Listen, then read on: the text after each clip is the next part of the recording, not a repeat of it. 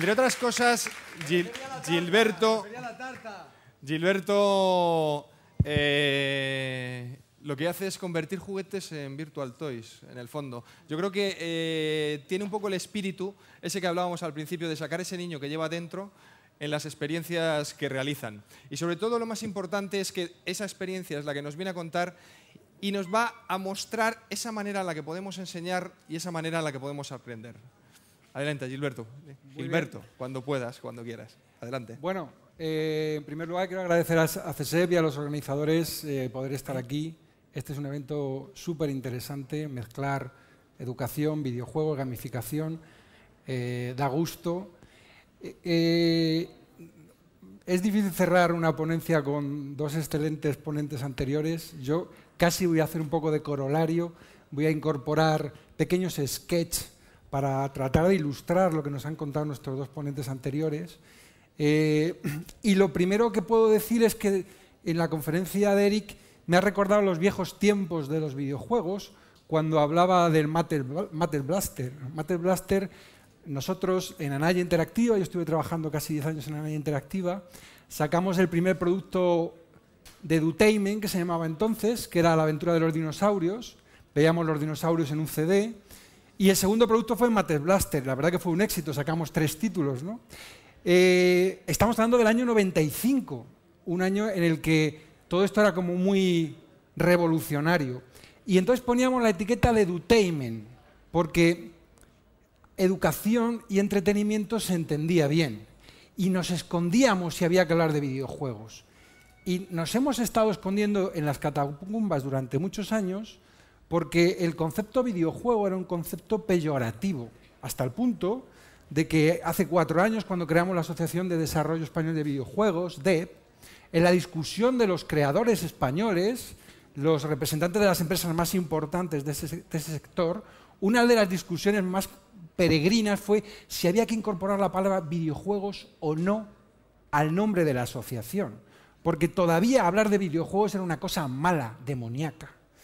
Entonces, me alegra mucho que lo podamos presentar públicamente, que podamos hablar de videojuegos en términos de cultura, en términos de enseñanza, en términos de entretenimiento, en términos sanos, porque créanme, detrás de los videojuegos hay conceptos tremendamente sanos. Y es lo que yo voy a tratar de enseñar, un poco qué elementos ponemos en juego a la hora de generar videojuegos y cómo esos elementos nos pueden servir para tareas tan difíciles como educar a nuestros jóvenes. Por lo tanto, esa va a ser mi presentación y, como diría mi papá unos minutos para la publicidad, quiero contaros qué hacemos en una empresa de videojuegos, ¿no? Como Virtual Toys. En Virtual Toys llevamos desarrollando desde el año 1984, es decir, somos de los pioneros, aunque en realidad la constitución de Virtual Toys fue en el año 95, en el 84 estaba ya una empresa que adquirimos hace poco, por lo tanto llevamos un montón de años desarrollando videojuegos, prácticamente cuando empezaron todos estos temas, ¿no? Hemos hecho más de 75 títulos lanzados al mercado. Y una de las cosas que nos han acusado los frikis de los videojuegos, los que sí se escondían en las catacumbas para jugar a matarse y cosas así peligrosas, es que nosotros hacíamos juegos, me voy a ahorrar el calificativo, pero juegos para niñas. Y es cierto que hicimos juegos como el Fashion Party, el Imagina Fashion Designer o juego como el Horseth, juegos que estuvimos durante 3 años intentando colocar en el mercado internacional porque pensábamos que había conceptos que las niñas podían jugar y los publishers nos decían no, las niñas no juegan, solo juegan los niños. Claro, las niñas no juegan porque no había juegos para niñas, pero lo que es cierto es que con juegos para niñas hemos conseguido vender más de 8 millones de copias de 3 títulos, de esos juegos que nadie quería. Resulta que llega un día Nintendo y saca una consola, la Nintendo DS, que incluso es rosa. Y llega un jueguecito de perritos que había que cuidar, el Nintendogs, que fue una killer application que hizo que arrasase la Nintendo, y a nosotros nos encargaron el de caballo, el Horseth. Son juegos que el concepto es un concepto puramente educativo. Hay que cuidar a los animales, hay que enseñarles, hay que estar detrás de ellos, hay que competir, son conceptos absolutamente válidos para esas edades porque son conceptos que también se enseñan en la escuela de otra manera. Nosotros a través de esos juegos, con el Nintendogs, hicimos el Horset, pero después conseguimos que nuestro jueguecito, que la base era tan antigua como los recortables de nuestras mamás y nuestras abuelas, esos que recortaban y ponían las muñequitas de papel, nosotros lo hacíamos por ordenador. Y entonces las niñas cortaban sus modelos, los creaban, les ponían flores y visualizaban sus creaciones en una pasarela a través de la Nintendo DS.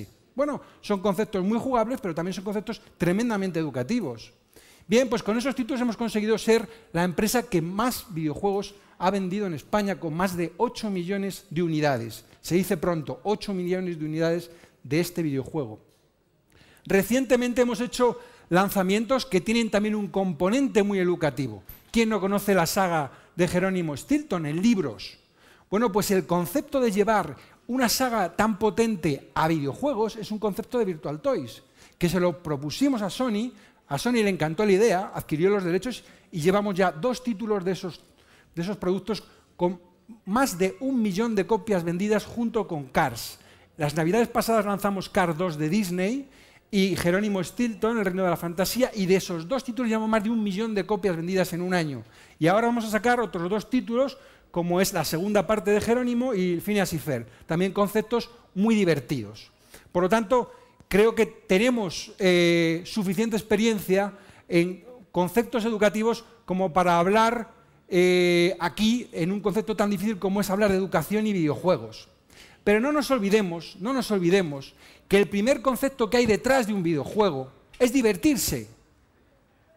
Y cuando queremos hacer videojuegos para enseñar y olvidamos que hay que divertirse, estamos incumpliendo el primer requisito para poder ser denominado videojuego, y es que tiene que ser divertido. Y por supuesto, en la diversión hay conceptos gamberros también. Nosotros hemos hecho títulos gamberros. Os traigo aquí un ejemplo de uno de ellos, ¿no? Uno de nuestros últimos lanzamientos, de un personaje que casi todos conoceréis y que prefiero que hable él que yo.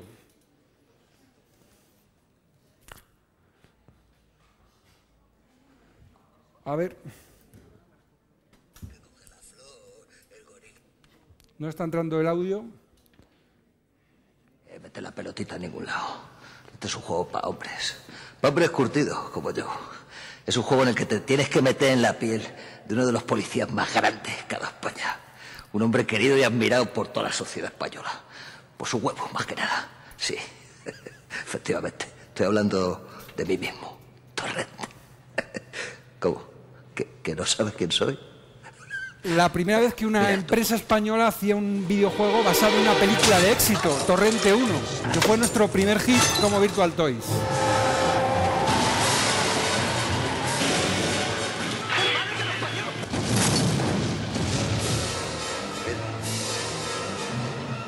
Bueno, si hay algún niño, por favor, que se tape.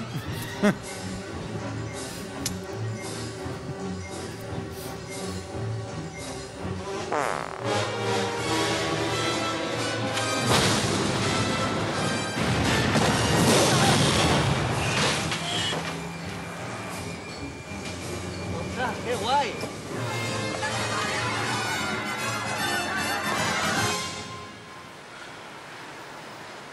¿Nos hacemos unas pajillas? ¿Con la mano o con la boca? Bueno. ¿Te ha gustado, No olvidemos que también hay juegos para adultos. No te voy a decir que pero soy la hostia. recientemente el propio Punset ha estado hablando de conceptos que antes eran prohibidos, como que, por ejemplo, un shooter que consiste en disparar y matar a otro, juegos de acción, juegos aparentemente violentos. Detrás de esos juegos violentos hay un montón de mecanismos que se desencadenan dentro de los jugadores que tienen conceptos de activación de muchos de los sentidos, de la capacidad de reflejos, de visualización lateral, muchos elementos que, bueno, recientemente el que tenga mucho interés, que busque en redes, el programa Redes de Punset, y que vea ese excelente artículo sobre videojuegos de acción, aparentemente violentos. Bueno, pues incluso ahí también hay conceptos interesantes dentro de los videojuegos. Bien, pues ahí está nuestro FreeWars, que además es un juego que tiene un elemento también importante, y es que es un juego online donde socializamos grupos que se ponen a combatir unos contra otros. Bueno, pues también es un componente que genera socialización entre los jóvenes, que les ayuda a organizarse, a competir unos con otros, también son elementos que están más allá de si llevan una pistola y disparan o no. Por tanto, no nos quedemos solamente en ese elemento. Yo creo que muchos de los que ya tenemos por aquí más de 40 años hemos jugado a los indios y llevábamos pistolas. Lo que pasa es que esas pistolas no disparaban bien. Disparaban así, pum, pum, pam, pam, y te he dado y te caías. Hemos jugado con tirachinas, hemos jugado con gomas. También nos batíamos el cobre, éramos violentos. Lo que pasa es que teníamos otras herramientas. Bueno, pues esas herramientas ahora son digitales, se juega con ellas, pero el concepto que hay detrás de grupos, de competir, de para arriba, de para abajo, entretenerte, todos esos conceptos son conceptos válidos también en los juegos de acción, como los que tenemos aquí. Vamos a hablar de gamificación y contenidos digitales. Vamos a ver ejemplos de cómo funciona la gamificación dentro de esos contenidos, ¿no? Y bueno, evidentemente, ahora con la explosión del mundo digital hay miles de contenidos a disposición de los usuarios. Y muchos de esos contenidos nos permiten crear entornos que faciliten la comprensión, que sean motivadores, que generan elementos de simulación tan potentes que permiten a usuarios comprender de una manera más eficaz. Fíjense, un ejemplo, por ejemplo, son los niños autistas. Niños autistas que tienen complejidad para enseñarles determinado tipo de cosas. Bueno, pues hay iniciativas de gamificación que están dedicadas especialmente para niños autistas. Voy a traeros una que creo que es realmente interesante.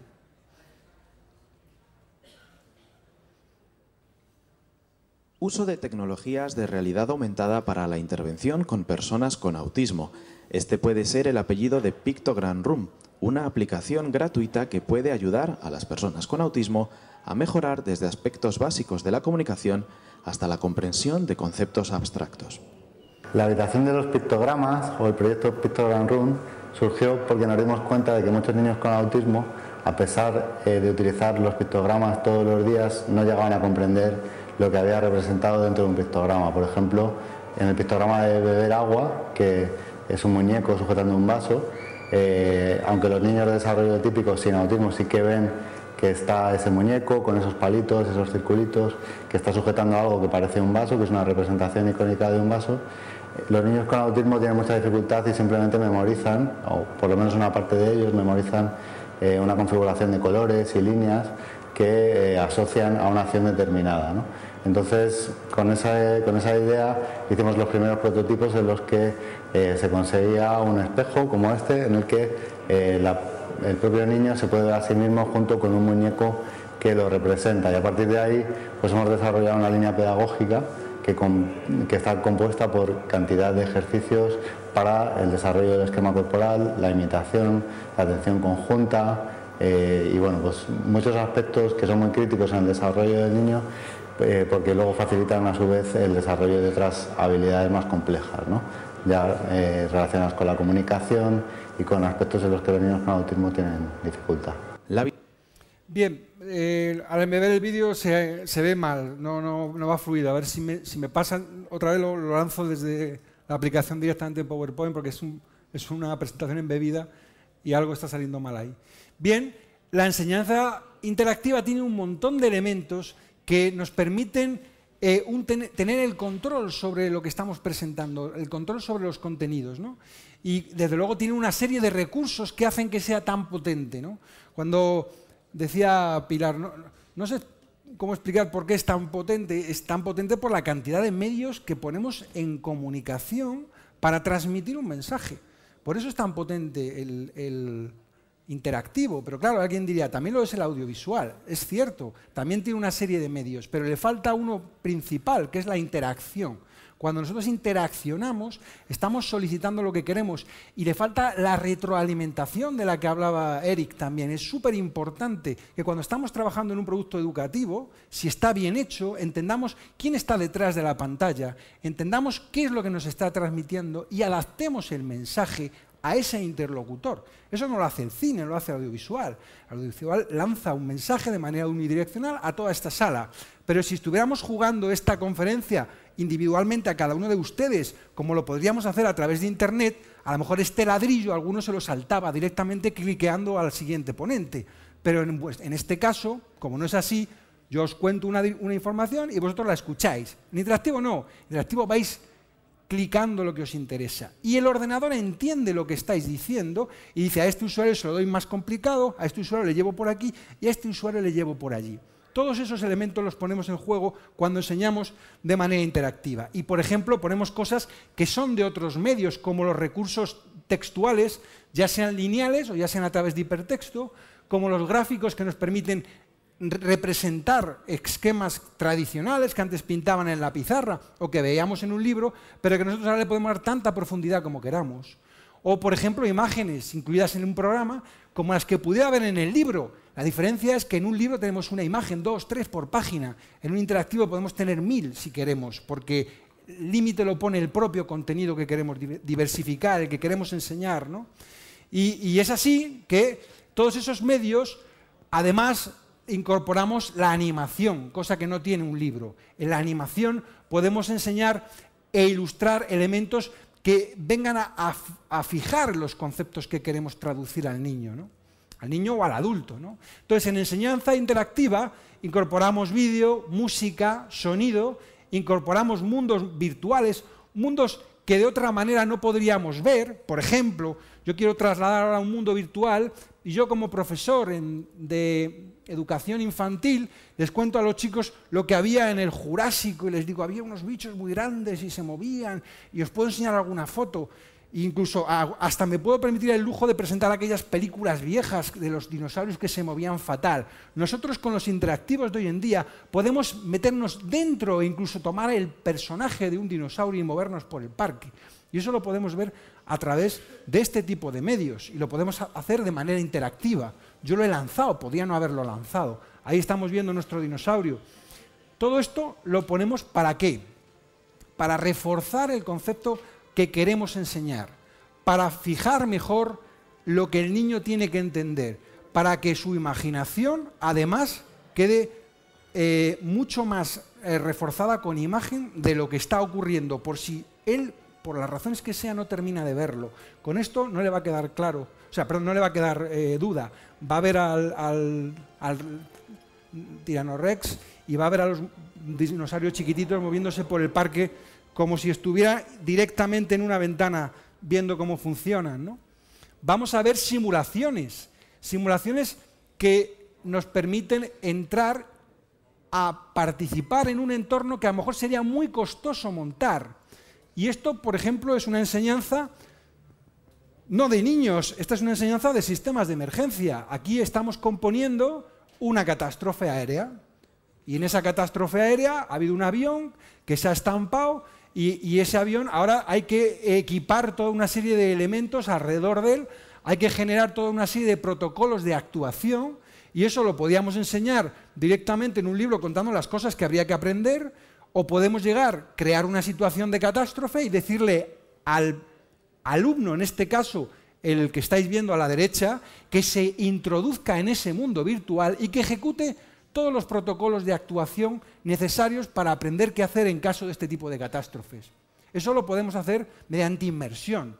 Aquí yo no tengo más que un vídeo, pero yo directamente, si soy el alumno, estoy viendo la pantalla de la derecha, si soy el monitor, estoy viendo la pantalla de la izquierda donde estoy componiendo la catástrofe.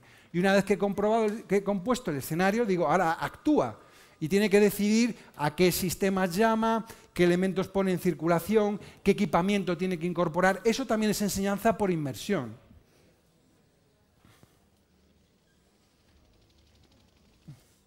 Bien, podemos también, dentro del vídeo, incorporar elementos que se asocian a la historia animada. Vamos a ver cómo reacciona un niño, por ejemplo, cómo a través de un vídeo, para que ustedes vean cómo reacciona frente a un interactivo. Aquí está un niño de 3 años jugando con un juego educativo. Panel conseguido. Estupendo. Lo he conseguido. Juega de nuevo. Fíjense en sus reacciones.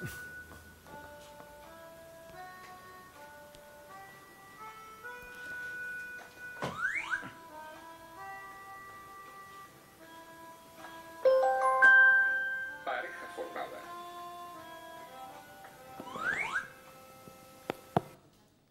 Bien, yo tengo fotos de mi hija con 18 meses delante de un ordenador jugando. Y alguien dirá, tú eres un perverso. Mi hija tiene 20 años ahora, está en segundo de carrera y su nota media hasta llegar a la universidad ha sido 10. No ha sido por su padre, ha sido porque ha salido lista.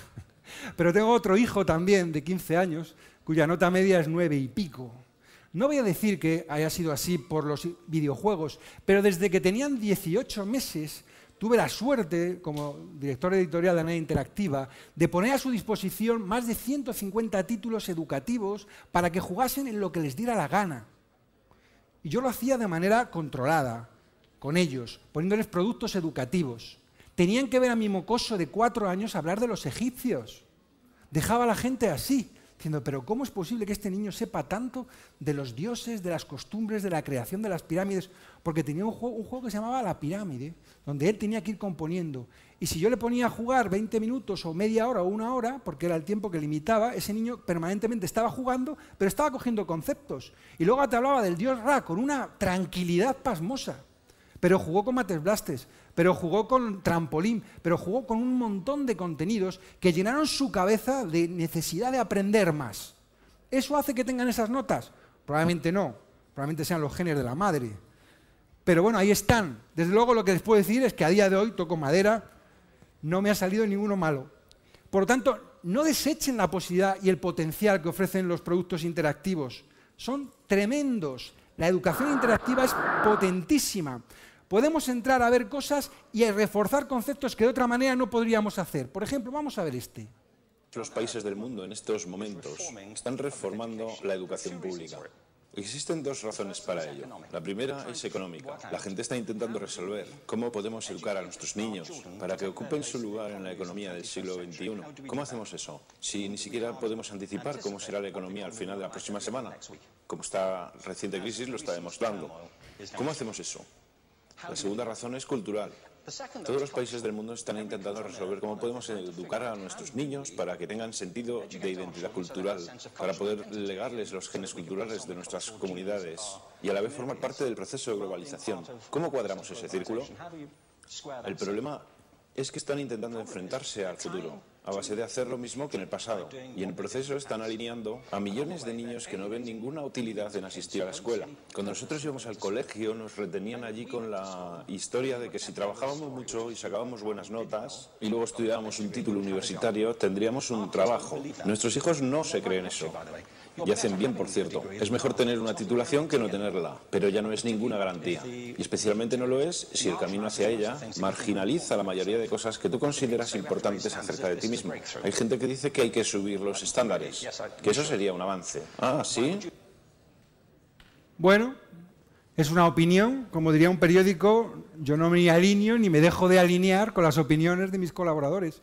Pero si tienen oportunidad de ver este vídeo entero, se lo recomiendo. No tiene desperdicio. Bien, la enseñanza interactiva, evidentemente, incorpora un elemento vital dentro de la forma de captar la información, que es el sonido. Nos permite complementar la lectura, nos permite fijar la atención en objetos que queremos destacar pedagógicamente. El niño cuando acertaba hacía tirirí y se le ponía una cara. A lo mejor sin el tirirí, esa cara no era exactamente igual. Bueno, pues es un elemento que podemos poner en juego. El sonido bien traído es fundamental a la hora de enseñar. ¿Quién pone el sonido en clase? El profesor, que pega un grito para que se despierten por la tarde, o que está ya medio abrumado con un tono muy monótono y hace que la clase se duerma. Los interactivos, ese sonido lo incorporan de forma controlada y medida para que hagan el efecto que tienen que hacer, porque para eso hay pedagogos y especialistas que lo incorporan dentro del mensaje. Bien, estimula logros, anima a superar dificultades de comprensión. ¿Quién nos recuerda una dificultad de comprensión? Como por ejemplo la que tenía Van Gaal, ¿se acuerdan? Tú eres muy malo para decir pacto, yo he roto este pacto. Yo no he roto este pacto porque yo he hablado con Rivaldo. ¿Cómo yo tengo que explicar? Tú eres muy malo, muy malo. La interpretación siempre negativa, nunca positiva. Sí, muy bien, muy buen ending, Dingles. Sí, buenas tardes.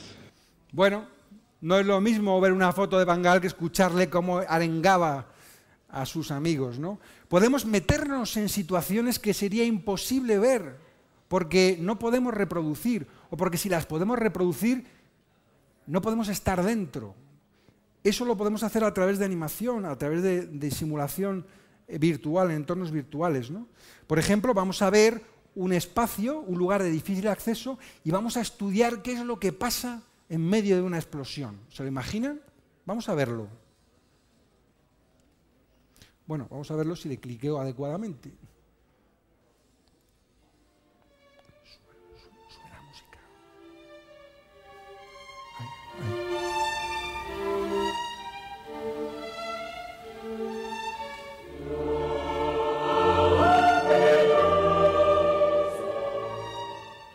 Eso es un arma.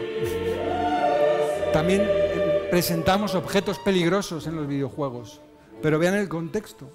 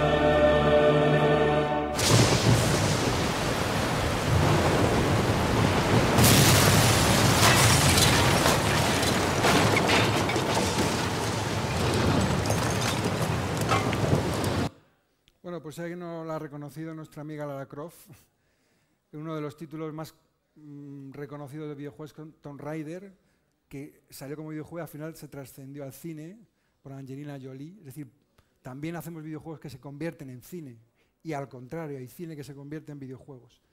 Bueno, y dentro de lo que es el proceso educativo, evidentemente hay cosas muy serias, pero que ponen también todos estos elementos en funcionamiento, como por ejemplo el e-learning. Es una forma cada vez más utilizada para incorporar todos estos recursos, sobre todo si está bien hecho el producto, con la finalidad de enseñar, ¿no? Y es ahí donde cada vez hay más formación a distancia. Y es ahí donde realmente, si el producto está bien trabajado y sabe colocar esos recursos de manera adecuada, les aseguro que los resultados pueden ser realmente impresionantes. Lo que pasa es que para este tipo de cosas hay que tener en cuenta que hacer cine no es solamente tener una cámara y grabar. Hacer música no es solamente saber tocar la guitarra. Hacer videojuegos no es solamente hacer interacción con imágenes. Hay que hacerlo, pero hay que hacerlo en todos sus elementos de creación. Por lo tanto, el e-learning no se trata de colocar páginas que tenemos en libros en la web, de manera que le vas dando clic, clic, clic y va pasando página para arriba o para abajo. Eso no es e-learning, eso es un engaño. Lo que pasa es que se vende así porque, bueno, se puede pretender enseñar de manera a distancia, trasladando el papel en tu casa al papel en una pantalla o en una tablet. Bueno, pues si a eso le queremos llamar e-learning, me parece muy bien, pero el e-learning bien hecho tiene que tener todos estos elementos que hemos visto dentro de su creación. Y sobre todo, tiene que estar hecho por especialistas en la creación, en la pedagogía, en los contenidos, en las fases en las que queremos transmitir. Por lo tanto, no sirve cualquier cosa, ¿de acuerdo? Igual que nosotros, las empresas de desarrollo de videojuegos, sabemos mucho de hacer videojuegos, probablemente sabemos muy poco de enseñar. Cuando tenemos la audacia de hacer productos interactivos, y no lo hacemos con profesores, no lo hacemos con pedagogos, lo que hacemos es un pestiño, y créanme que he visto un montón en mi vida. Por lo tanto, cuando conseguimos un producto redondo, es que dentro de una orquesta, que es la creación del producto interactivo, del videojuego, dentro de esa orquesta hemos cogido al mejor pianista, al mejor violonchelo, al mejor trombón, etcétera, etcétera, etcétera. Y por lo tanto, un producto de e-learning tiene que tener en cuenta todos esos elementos y ponerlos en funcionamiento, porque es un interactivo, es un producto que tiene elementos de enseñanza a distancia.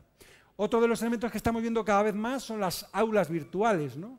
Donde ya el profesor puede transmitir la información, puede revisar el avance de los alumnos a través de lo que llamamos las aulas virtuales, ¿no?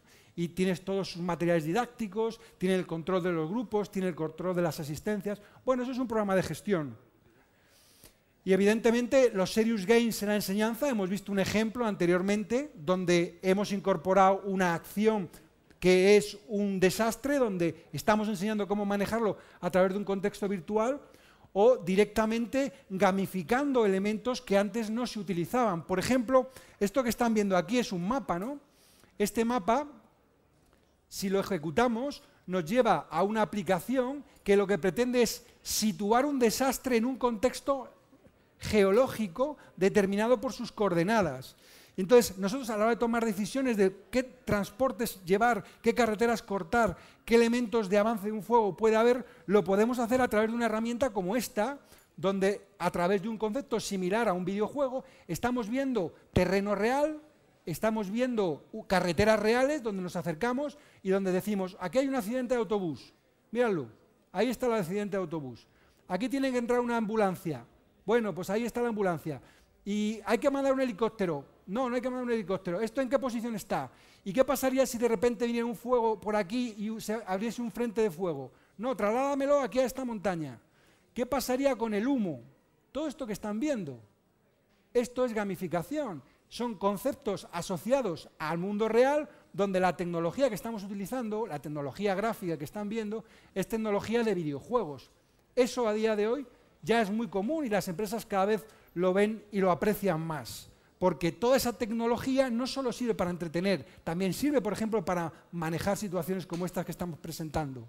Por lo tanto, ya para acabar, no olvidemos que estamos en una revolución del online, donde los contenidos están en todo el mundo y podemos acceder desde todo el mundo a todo el mundo. Por lo tanto, lo que hay que hacer es buenos contenidos por especialistas, donde además podemos tener esa información en el bolsillo en cada momento a través de los tablets, a través de los smartphones.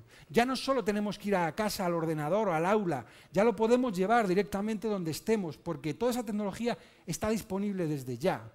Y por supuesto, lo que tenemos que tener en cuenta es que todo esto supone, quieran o no, los que están ahora manejando las claves de la educación, lo que no van a poder hacer es evitar este cambio de modelo, porque ya ha ocurrido en muchas cosas. Y créanme, básico es que ocurra también en la educación, porque estos chicos han nacido en digital, estos chicos no entienden ya la tele en blanco y negro, no entienden la vida sin los smartphones, no entienden el hogar sin sus consolas de videojuegos. Dentro de nada no entenderán un aula en el que no haya mecanismos de nuevas tecnologías incorporadas. Por lo tanto, si ha ocurrido ya en otro tipo de cosas, tiene que pasar en la educación. Tenemos software para todo tipo de sectores, tenemos que tener ese software incorporado y especializado en educación, pero es que además tenemos que formar profesionales, tenemos toda una serie de productos digitales que van a ser gestionadas por todo lo que estamos viendo en lo que supone el cambio de modelo. Y nada más, muchas gracias por su atención y ha sido un placer estar con ustedes, estoy a disposición si tienen alguna pregunta. Muchas gracias, Gilberto. ¿Tienes el micro? Micro de mano. Micro de mano, por favor. ¿Preguntas para Gilberto? Voy para allá. Trae, pásalo por aquí. Vamos a ser específicos y concretos en las preguntas, por favor, y cortitos. Buenas tardes. Gracias por tu intervención, ha sido muy interesante. Bajo tu punto de vista, ¿cuál es la posición actual de los creadores de contenidos educativos aquí en España y si tienes una visión también a nivel más global? ¿Están siendo proactivos o están ralentizando esta evolución de los contenidos educativos? Bueno, una de las cosas que ha pasado en los últimos años es que ha evolucionado mucho el número de profesionales que se acercan a nuestro sector para crear. Por lo tanto, hay muchas oportunidades, hay muchas nuevas empresas, hay nuevos centros de formación especializados de toda esta tecnología y, por lo tanto, hay oportunidades a que se empiecen a crear este tipo de contenidos. La realidad es que estamos muy condicionados por los enormes presupuestos que se manejan para desarrollar todo este tipo de productos y por la demanda. Y por lo tanto, nosotros, las empresas de videojuegos que estamos mejor posicionadas, normalmente estamos trabajando para publicadores extranjeros. Y como ya decía Pilar en su presentación, los publicadores extranjeros ven la parte de ocio como una parte mucho más rentable desde el punto de vista de negocio que lo que es la parte educativa. Por otra parte, el mundo educativo, lo conozco en cierta medida porque he estado 10 años trabajando en Grupo Anaya, le va muy bien vendiendo papel y vendiendo libros de texto y no quieren saber otra cosa mientras puedan seguir comiendo sin dificultades. Por lo tanto, la situación real no es buena, pero sí diría que sería prometedora. ¿Qué habría que hacer? Pues activar esas mecánicas, porque nosotros estamos deseando hacer productos. Igual que hacemos productos para divertirnos con la consola X, lo podríamos hacer para divertir o para enseñar o para formar mejor a nuestros chavales. Pero para eso hace falta que se contraten esos desarrollos y se tenga en cuenta el enorme potencial que tenemos con la lengua castellana, que nuestra lengua se habla en toda Hispanoamérica. Lo que nosotros enseñemos a un niño sobre el teorema de Pitágoras va a ser igualmente válido aquí que en Brasil, o que en Argentina, o que en México, y por qué no en Estados Unidos. Y además, localizar es muy sencillo. Entonces, la situación es prometedora, pero a día de hoy no es buena. ¿Alguien más? ¿Alguna pregunta más tenéis?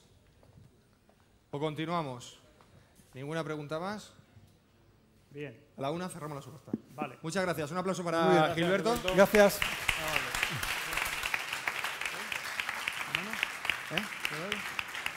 A él. Sí, vale.